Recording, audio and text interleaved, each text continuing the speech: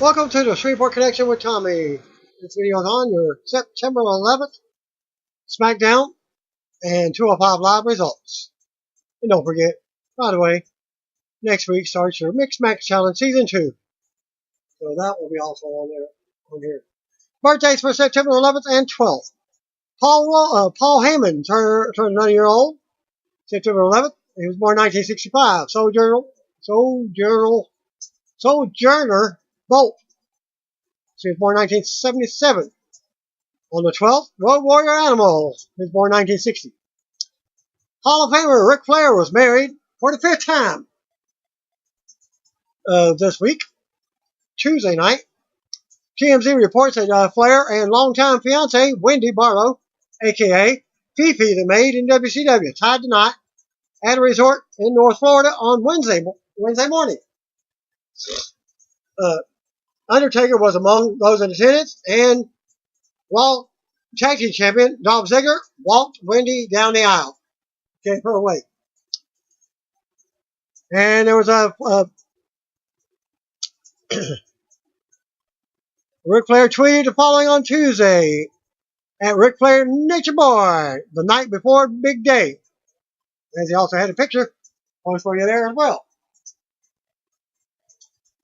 Monday was World Suicide Prevention Day. Several wrestlers took to Twitter to speak about their own personal stories. Xavier Woods and others raised awareness for World Suicide Prevention Day, and you can see those posts here.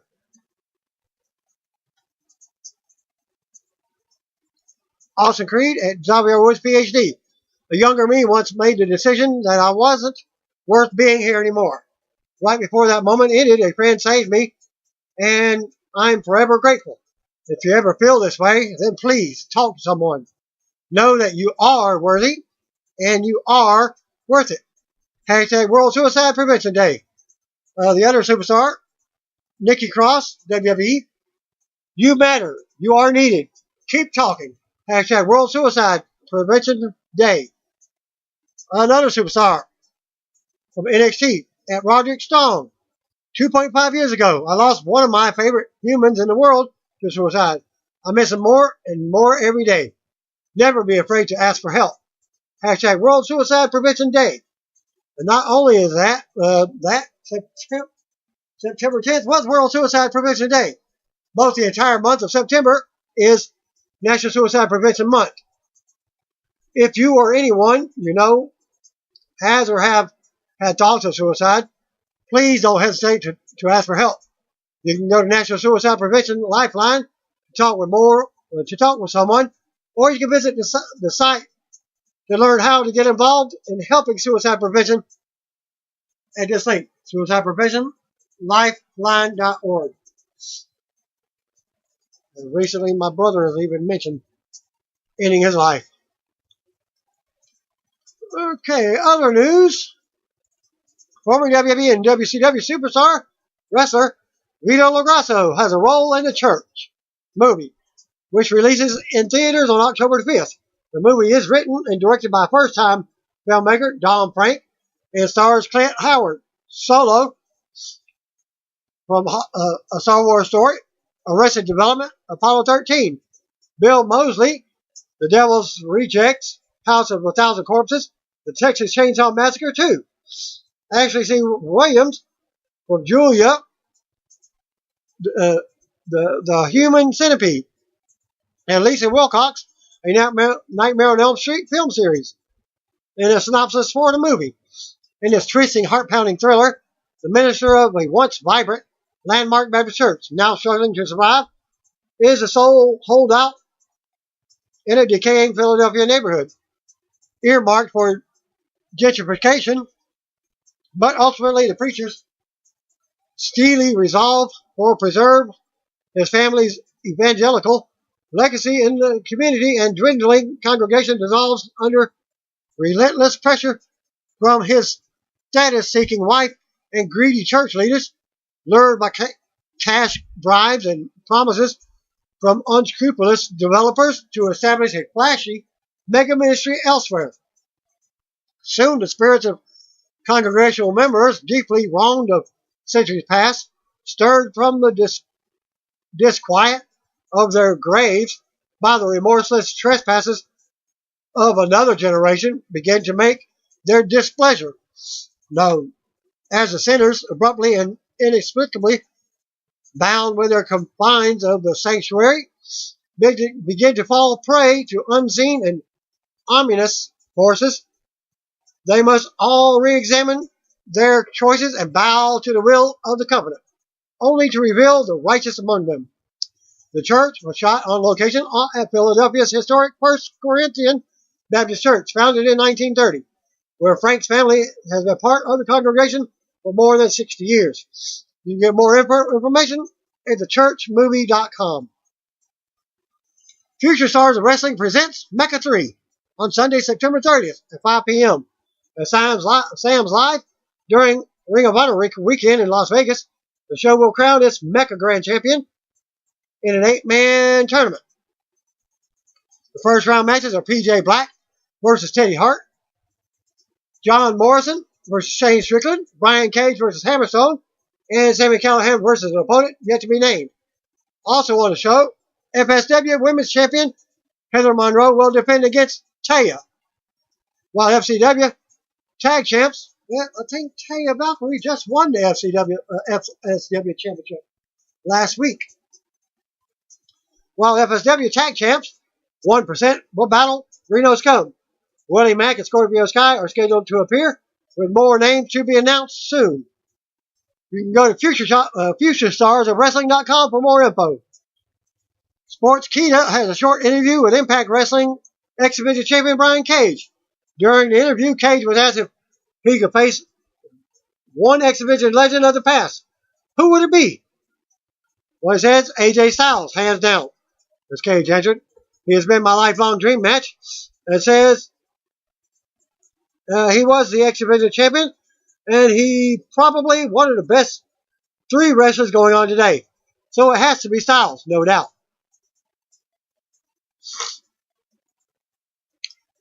As seen on a post on Monday night, Shawn Michaels got an angle with Undertaker where Taker taunted Michaels for staying retired, asking if it was out of respect or fear. Taker is scheduled to face Triple H at the WWE Super Showdown event in Australia on October 6th. According to Observer, the internal plan for Michaels is to return to the ring at the next WWE event in Saudi Arabia on November 2nd. WWE had tried to get Michaels to work at the last event in Saudi Arabia. Meltzer noted that these events are even bigger than WrestleMania financially. It was noted that Michaels is not scheduled to work a singles match. Given the angle of Raw last Monday, it would make sense for Michaels to team with Triple H against The Undertaker and a partner. Michaels confirmed on Raw this past Monday that he will be at the Super Showdown in Australia next month for the final battle between Triple H and Taker. So it's likely that they will set up an angle there for Saudi Arabia. My guess is still possible to happen if HBK does make a return in tag action, because Undertaker is scheduled for Raw next week. Stay tuned for that to be set up. My thing is going to get in the ring and announce that Shawn could possibly be added. And he does say a possible comeback seems more like trouble than it's worth, as Shawn says in an interview with the Inside the Ropes last month. Michael discussed a possible in-ring return and suggested it may be more than trouble it's worth. Let's just say I did it, and the match is phenomenal, Michael said. The reality is this hairline is still what it is, like it's all hot and sweaty. And even if the match is phenomenal and everything else, you're still going to bust my chops because I've got no way to expose to you that I'm 53 years old. That's the thing. I don't mean it to be in a bad way, but you want me to kip up and everything look as if it was 1996, 97. That's not going to happen because Father Time awaits for no man. There's a lot of stuff like what you do, and even does the young guy benefit when it's all said and done? I don't know. It just seems like more trouble than it's worth. Michaels hasn't wrestled since losing the retirement match to The Undertaker at WrestleMania 28 in 2010, and thanks to that source, Wrestling Observer newsletter. Daniel Bryan has just signed his new WWE contract.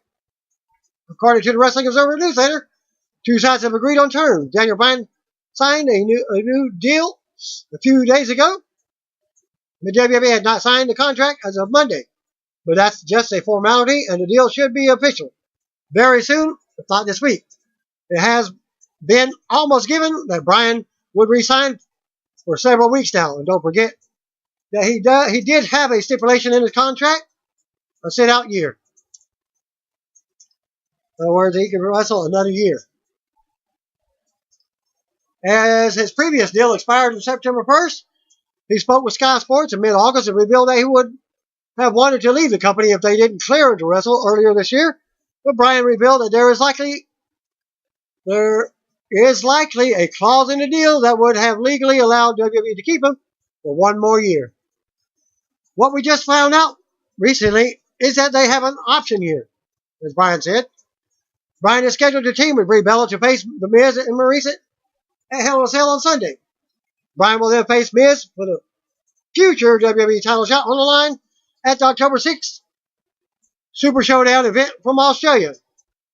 Before All In even took place on the night of September 1st, Joey Mercury, real name Adam Birch, was arrested after police found him sleeping in his car. Police ran his information and discovered that he had an outstanding warrant in Orange County, Florida. Mercury was then taken into custody and missed All In event, in which he was scheduled to work as a producer and backstage agent. PW Insider reported that Mercury has then since been released from Cook County Department of Corrections in Chicago. The warrant was in relation to a non-violent issue, and he was not charged with anything in Illinois. Mercury has not publicly commented on his arrest, nor have the specifics of the outstanding warrant been revealed.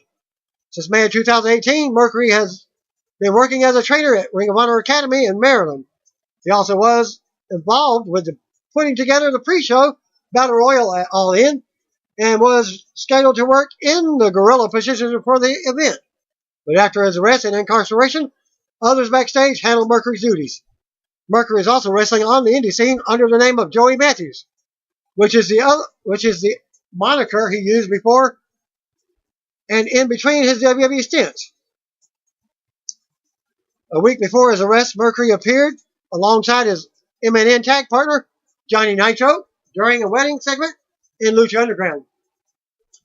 Yeah, he got married to Taya Valkyrie on the show.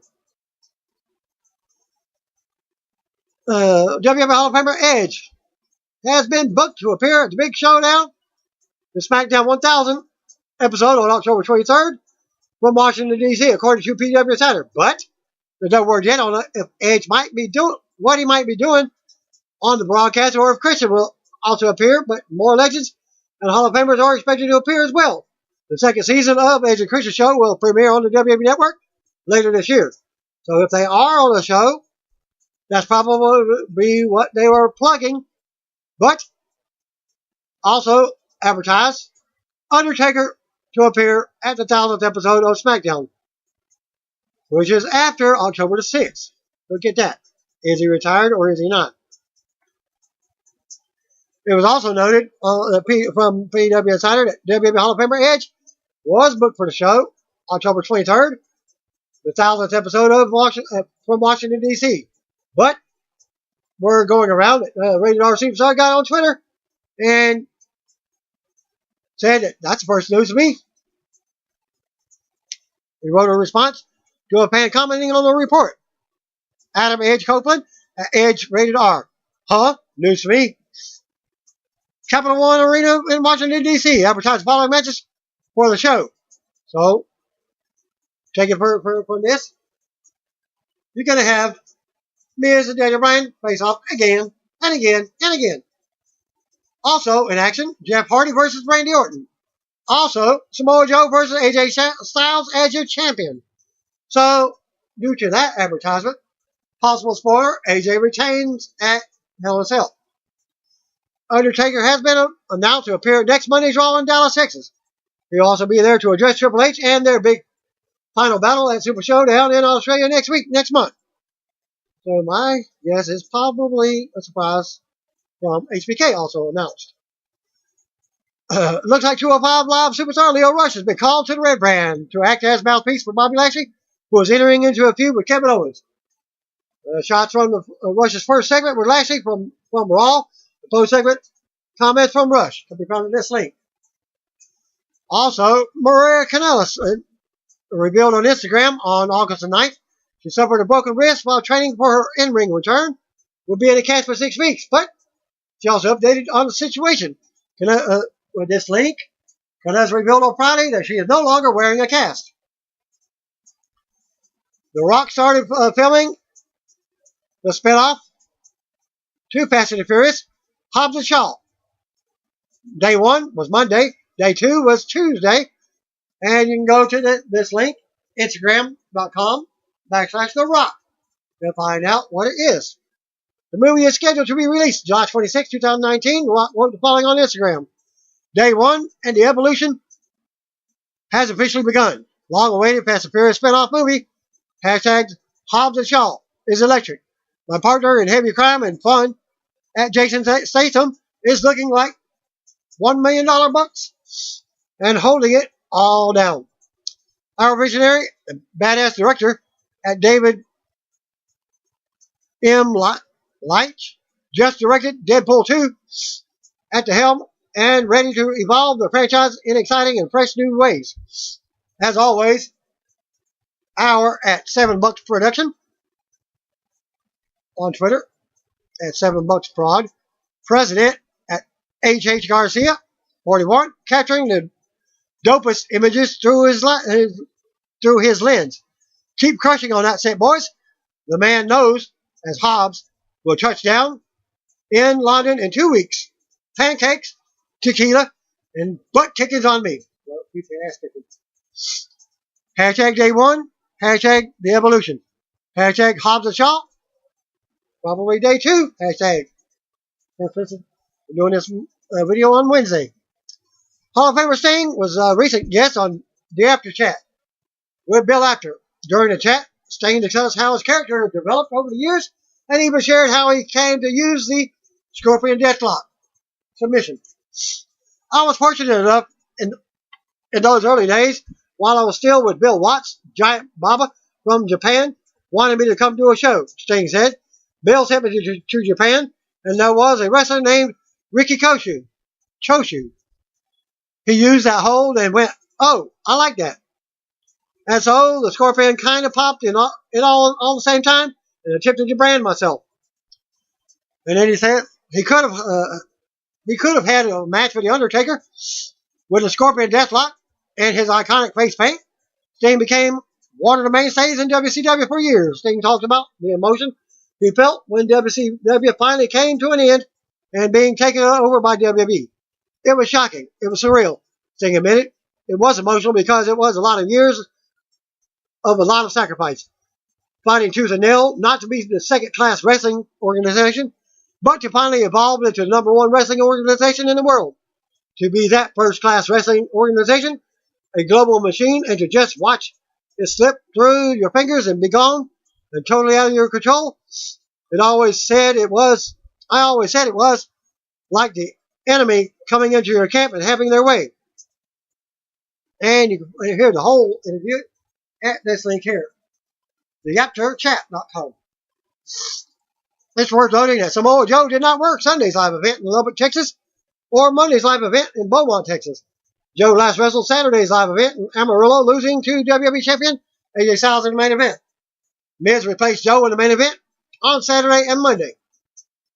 So it may look that they may be going on to AJ vs. Miz later on.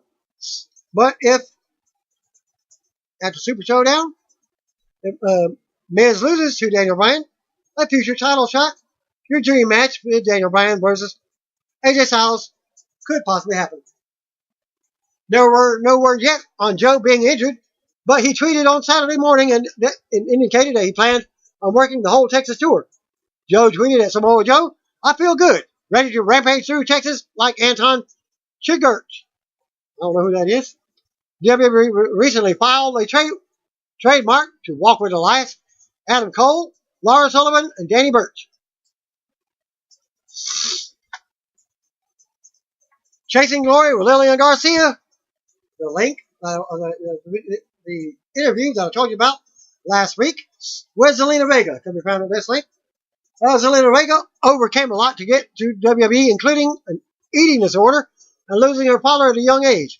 But she says someone who has helped her through the times is The Rock, who she affectionately calls My Rock. Vega talked to Lilian Garcia on the latest episode of Chasing Glory with Lilian about how she first met The Rock and the role he played in her career. And Vega says she saw The Rock a few years before actually meeting him, but she didn't have the guts to approach him. She saw him again backstage at a Raw event when she was a Rosebud and was doing a segment with Rusev and Lana. That's when she told him her story about her father, who worked in the World Trade Center and died in the 9/11 attacks. Both Vega and her father were big fans of The Rock, and she expressed how much he meant to them. We have all these amazing memories because of you, Vega told The Rock backstage. I have some of the best memories with my dad because of you. I just want to say thank you. Thank you so much, because those are the ones I hold really close to me along my journey to get here. Rock was taken aback by her comments and actually texted Vega a month later, and he had read some articles about her late father. Their friendship continued to grow from there, and when Rock signed on to executive produce the Fighting With My Family movie, which was based on Paige and her family, he helped Vega land the role of AJ Lee. Which I did not know that. I might have posted in a video and I forgot. Rock called me and I was like, so I know you have been down, and I know you've been thinking maybe you should give up on a few things. But I have this really great project that I'm working on, and I think you'd be absolutely perfect, Vega told Garcia. When Rock told her it was the role of AJ Lee, she said that role was perfect because she's known both Lee and Paige for a while, and the only two actual wrestlers involved with the film. The Rock even had Vega pick out the stunt double for Paige in the movie. Zelina talks about on how Andrade, saying almost, helped her career also. Rock helped out Vega in so many ways that Vega was honored to be able to help out The Rock when his daughter Simone expressed her wrestling and following her father's footsteps. His daughter Simone and I have become so close. And like I said, she's training now at the Performance Center. She's like, I want to learn from you. I knew that I wanted to start wrestling for sure when I was you at Raw filming the movie. Simone just turned 17 years old in August, and it sounds like she's been thinking about wrestling for a while. Last year, she told The Hollywood Reporter that she planned on pursuing a career in wrestling after graduating. And that's high school. Lilian announced that she will perform the U.S. National Anthem on Sunday, October 7th, before the New York Jets take on the Buffalo Bills at MetLife Stadium in East Rutherford, New Jersey. Her performance will be part of the Jets Kids Day featuring none other than WWE. A person replied, why? It's clear the NFL doesn't like the anthem or our flag. And Lilian responded by saying, I can't control what others do, but I can control what I do, and that is sing my heart out for a country that has allowed me so many opportunities. And here's a promo for Undertaker's return on next Monday's Raw in Dallas, as it did on Raw. The WWF will be there to address Triple H's recent comments on their match at the WWE Super Showdown event in Australia next month. Dark match before SmackDown in Lafayette, Louisiana, saw the Usos defeat Sanity's Eric Young and Killian Dane. SmackDown General Manager Paige appeared before the live crowd. And before that match, at this week's SmackDown to announce the Dark Main Event. Her appearance before the New Day entered to do commentary. Paige did not appear during this week's SmackDown broadcast. SmackDown opened up a live from the Cajun Dome in Lafayette, Louisiana. Greg Hamilton was in the ring and asked the crowd to stand up for the 11-bell salute to remember the victims of 9/11. As it was not announced on the show itself, they just started, please rise, as we salute, and the Superstars were on the stage as well. As the crowd The crowd started chanting USA after the salute. First matchup was the U.S. champion Shinsuke Nakamura versus Jeff Hardy. And Jeff Hardy got his rematch. We go to the ring for tonight's opener. Jeff makes his way out. Tom Phillips welcomes to the show. He's joined in by Corey Graves and Byron Saxon. Hardy heads up to the ring as the announcers plug tonight's matches. Hardy talks about demons always out to get us and how he overcame his own demons in his life. Hardy says the only way to deal with demons is to hit them head on. And Hell in a Cell, on Sunday, he will deal with his most venomous demon yet. Hardy then says Randy Orton may think he will inflict a load of pain on Hardy inside the cell on Sunday. And while Orton may think he's a demon, Hardy is a daredevil and has no fear. Fan chant delete now. Hardy has prepared his life for this. And he will unleash a lifetime of pain and torment on Orton until he's obsolete. Hardy then says he will deal with another demon of his past tonight, Shinsuke Nakamura. Fans boo. Hardy tells the fans to enjoy the show. Music hit. Out comes Nakamura. Non-title match. Just a rematch. Bell rings and Nakamura goes to the floor to stall. Mind games playing with Hardy. Fans boo. Nakamura comes back in, but Hardy hits a jawbreaker. Hardy then kicks Nakamura out of the ring.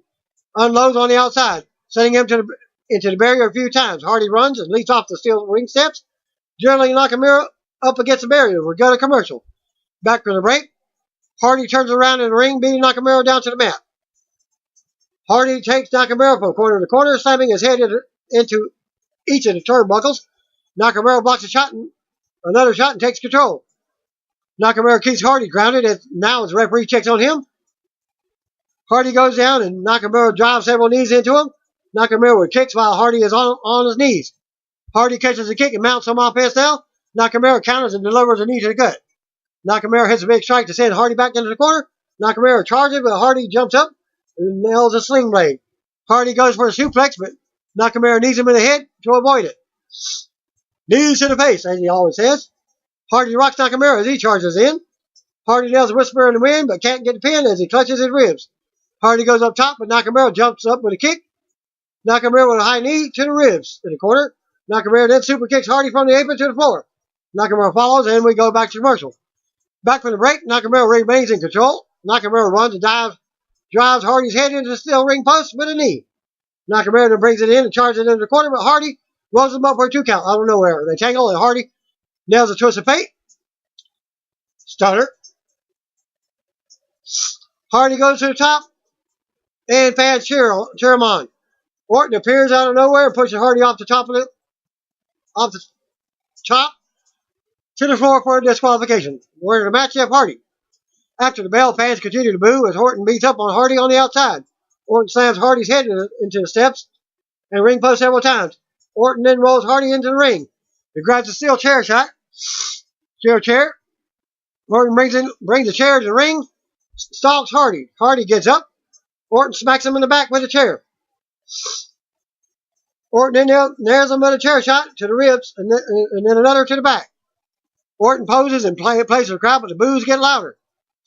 Orton drops to the mat and waits for Hardy to get back up. Hardy blocks the RKO and goes for a twist of fate, but that's blocked. Hardy grabs a chair and unloads on Orton for about 4 or 5 shots of his own, hitting Orton on the back. He pauses momentarily, make sure he doesn't hit him in the head. Orton falls down and the chair shots continue. Hardy nails a twist of fate next. Hardy goes up top and nails a swanton bomb next. Orton then rolls out of the ring in pain as Hardy stands tall while his music plays. As Nakamura is nowhere to be seen. Show the cut segment, Maurice versus Bree in the main event. Kayla Braxton is backstage with Miz and Maurice. Miz interrupts Kayla before she can even finish the introduction. Miz wants Kayla to show some respect because his wife is taking the spotlight tonight. Kayla reintroduces them and says Maurice's name first. She first announced Miz and Maurice.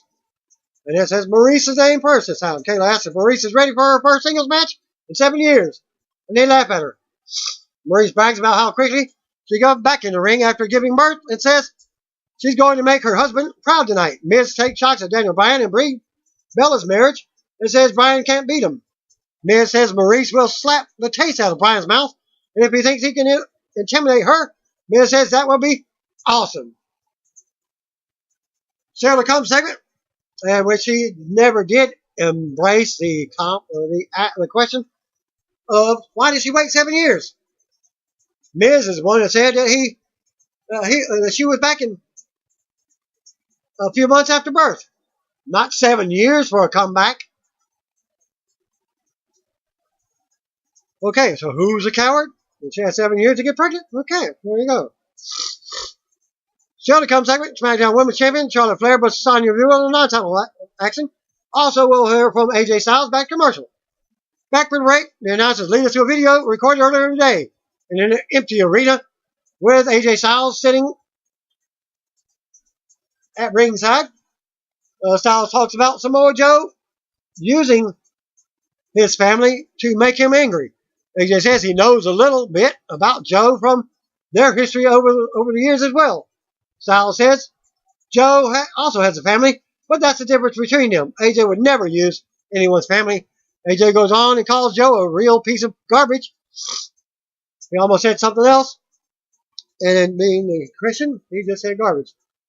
AJ says the strength Joe has will be his weakness on Sunday because no one has an advantage over him when the bell rings. AJ says the talking stops and the intimidating ends at Hell in a Cell. AJ says he's going to show Joe how phenomenal he really is on Sunday. AJ says this is a house that he built and it's not for rent. It's damn sure not. Is it for sale? We go back to the announcers and they say Joe will have a special message for Styles family later on, which is a repeat from the previous ones. Tom shows us a clip from last week's interview with Becky Lynch and Charlotte. Kayla Brax is backstage with Charlotte Flair. Flair says she asked for tonight's match because she thrives on competition. Unlike Becky Lynch, she goes out every night and doesn't just talk about it. Flair goes on and says if there's one person she would bet on, it's herself. Flair says Becky will learn on Sunday at Hell in a Cell that it's way easier to talk the talk than it is to walk the walk. Flair hopes her former best friend is watching tonight. She says Flair delivers a woo and then walks off. SmackDown Women's Champion Charlotte versus Sonya Deville was up next. We go to the ring. Out comes Charlotte for the non-title match. Back for the break. Announces hype Hell in a Cell. They lead us to a promo for Braun Strowman versus Universal Champion Roman Reigns with WM Hall of Famer Mick Foley as a special referee. We go to the ring and Flair looks on as Sonya Deville makes her way out with Mandy Rose. The bell rings and they size each other up. The trade holds on the mat. Flair goes to work on the mat. Deville turns it around and drops Flair for a 2 count. Deville with shots in the corner now. Deville with a running knee to the face for a close 2 count. Flair counters the move and rolls Deville up for a 2 count. They tangle. The Flair drops a knee to the neck. Rose provides a distraction and Deville tries to take advantage of it, but it backfires and Flair drops her. Deville rolls to the floor for a breather as they go to commercial. Back for the break, Deville pounds on Flair while she has her in a downward stretch. Flair ends up going for a pin attempt, but Deville escapes. Flair with a belly to back suplex. Deville with forearm shots. Flair fights back with chops and takes it to the corner. Deville ducks a chop, but Flair counters and hits a backbreaker combo. Flair climbs up top for the moonsault, but Deville gets her knees up. Flair charges, but Deville nails a spine buster for a close 2 count. Deville with knee strikes now. Flair blocks a shot, but Deville drops her into a triangle. Flair tries to bite out of it. Powers up. Slams Deville into the top rope, and then drops her with a sit-down powerbomb. And then applies the figure 4 into the figure 8 for your win tap out. After the match, Flair raises the title as the music hits. Flair then shakes hands at ringside, passes a few more fans, heads back to some of the areas, and then hands a couple of the fans a souvenir. She goes back to the fans, and sitting beside that, while she's taking a selfie with a young girl and their cell phone, Flair is suddenly attacked by someone in the crowd. The woman takes off her disguise, and it's none other than Becky Lynch. She's wearing some very nice, tight-fitting spandex. Becky comes over to barrier and unloads on Flair. Becky applies a disarmer on the ramp the starting of the ramp to a mixed reaction from the crowd. The referees check on Flair as Becky talks trash about taking the title back on Sunday. Announcers led us to a previous recorded video by Samoa Joe. Joe has a story for everyone, and it's called Night AJ. That's a little book. Well, on one side, it had something else. Joe reads a bedtime story about AJ and his family as we see recent highlights from Joe versus Styles feud. The last photo of the story has Joe with the WWE title and AJ's family. Daniel Bryan backstage with Brie Bella, taping her up for the main event. Still to come, Rusev Day versus Bar in the #1 contenders match as we go to commercial. Back for the break, Kayla approaches Becky Lynch backstage. She says she still plans on breaking Flair's arm, but after she wins the title at Hell in a Cell.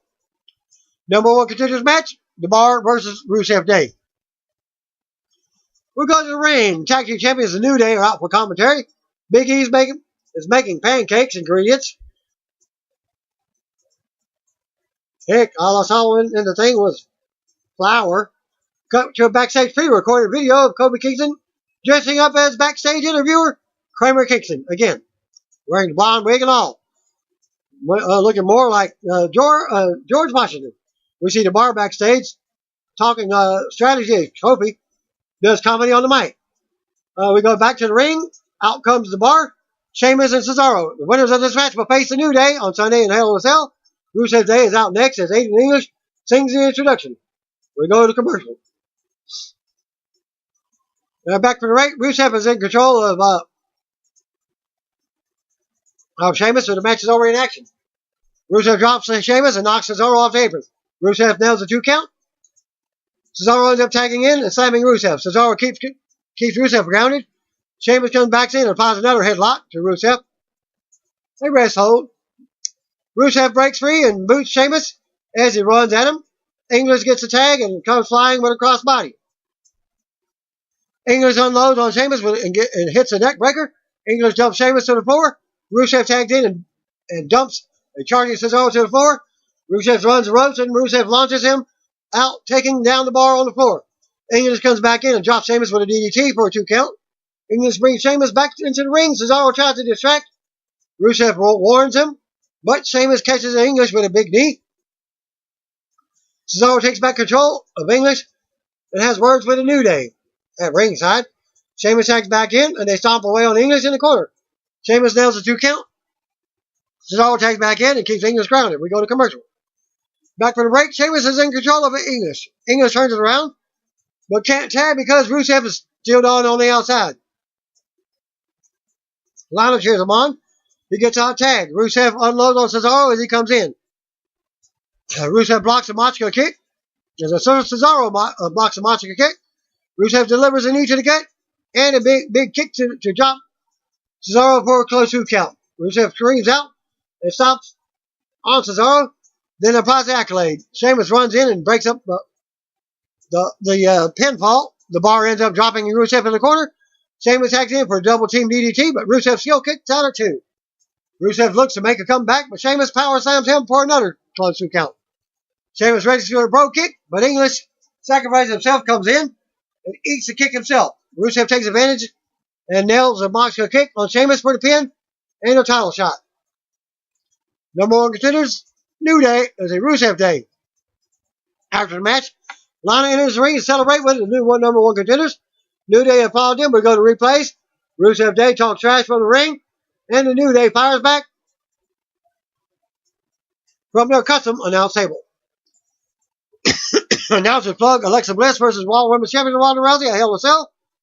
And we get a promo. R-Truth was Andrade Cien Almas. We go to the ring. Out comes R-Truth with Carmella. Rapping to the ring. The R-Truth song. And it's a rematch from the previous week. Back for the break. Andrade Cien Almas out with Zelina. The bell rings and almost rocks Truth in the corner. Truth fights out and takes Almas down with a big kick. Almas comes back with a big kick of his own for a 2 count. Baker cheers Almas on as he keeps control of Truth. Truth blocks a suplex attempt and slams Almas face first on the mat. Truth blocks more shots in the middle of the ring and delivers a kick. Truth shows off some and nails a big splash in the corner. Almost blocks the scissor kick. The post is on the ropes, which is R-Truth's setup for his finisher. Carmella comes over and rips Vega off the mat to the floor. Almost ends up rolling Truth up with a handful of tights for from the distraction for the win. After the match, Almas and Vega leave as Vega talks trash to Carmella. We go to replays and come back to the two teams having words as Almas and Vega exit. Kayla breaks the backstage with Asuka. Asuka talks about returning last week to help Naomi. Then Naomi shows up, thanking her for having her back. They knock the Iconics and leave together to have dinner. With Asuka was talking, and Naomi was like, whatever. Brie versus Maurice, which is your main event. We got a ring. Out comes Brie with Daniel Bryan for tonight's main event. Back to commercial. Back for the ring. Out comes Maurice with Miz. Bell rings and Maurice ends up on the outside with her husband. Stalling to start the match. It's fans boo. Maurice goes back in, hits the ropes for a break when Brie charges. Maurice flips her hair and poses to taunt Brie. Maurice retreats to the floor again as Brie charges in. Brie takes the mic and says she always knew Maurice was a little coward. As they try to walk out of the match, Maurice storms the ring, but goes right back out when Brie attacks her. Miz takes the mic and says they're not cowards, the fans sure, and agree with Brie. Miz rants about how Maurice doesn't deserve to be in the ring with his wife. He praises her and how she just gave birth 5 months ago. Miz says this city also doesn't deserve this match. Miz says this main event is over, and we'll see you at Hell in a Cell on Sunday. Maurice and Miz go to leave, but Brie runs out and stops Maurice. Brie unloads on Maurice and brings her back in the ring. And the Orgasm Yes chance to pick up for the crowd. Maurice drops Brie with a kick, and she is distracted by Miz and Bryan on the outside. Bryan rallies the fans for his wife. Brie counters and replies to the yes lock. Miz pulls Brie out of the ring to break up the hold and hits as she hits hard. The referee calls for the bell for disqualification. Winner of the match, Brie Bella. After the bell, Bryan immediately attacks Miz and starts beating him around. Then back in the ring, Miz fights back and throws Bryan out of the ring, accidentally throwing him into Brie. Bryan then checks on Brie, but Miz comes from behind and attacks him. Miz hits Bryan into the ring steps. Miz tells Maurice to go over to Brie, and she does. Mounting her on the floor, Maurice sends Brie into the ring apron a few times. Brie turns it around and mounts Maurice with strikes. Miz stops her, and she goes to stop him, but Maurice stops her. Brie blocks the French kiss DDT. Bryan unloads on Miz in the corner with kicks. Brie has tossed Maurice out. Bryan talks down to Miz and tosses him out of the ring after Brie delivers a punch to the face. Bryan and Brie hit the corner to celebrate as Bryan's music hits. Miz and Maurice look on from the ramp, but they're not happy, holding his face. SmackDown goes off to air with Bryan and Brie leading the Orgasm Yes chance in the ring. 205 Live, exclusively on the WWE Network, goes immediately to SmackDown at 10 p.m. Be sure to leave your feedback on the comment section. Even on through social media and also through the coverage. And I get the results from WrestlingInc.com. Tonight's matches featuring Buddy Murphy versus Grand Metalik, and also Cruiserweight Champion Cedric Alexander and Akira Tozawa in tag action versus Drew Gulak and Jack Gallagher. Plenty of counters to get things started for Buddy Murphy versus Grand Metalik. Metalik with a handspring off the ropes. Nobody home, hits a Hurricanrana, drop kick. Murphy out to the floor. Metalik slides out to the floor. Murphy with a shot to the face and sends Metalik into the barricade a couple of times. Metalik recovers, heads up to the top turnbuckle, nails the moonsault to the floor. Murphy in, covers for a 1 count. Total Diva Set says Grand Metalik soars. Metalik ends up getting sent first into the ring post and crumbles down to the floor. Murphy drags him back into the ring. Pin gets a 1 count. Kick to the back. Knee to the back. And Murphy with a reverse chin lock for a really long time. Metalik gets put on the top turnbuckle. Fights back and nails the sunset powerbomb. Metalik on the apron. Kick to the head, springboard.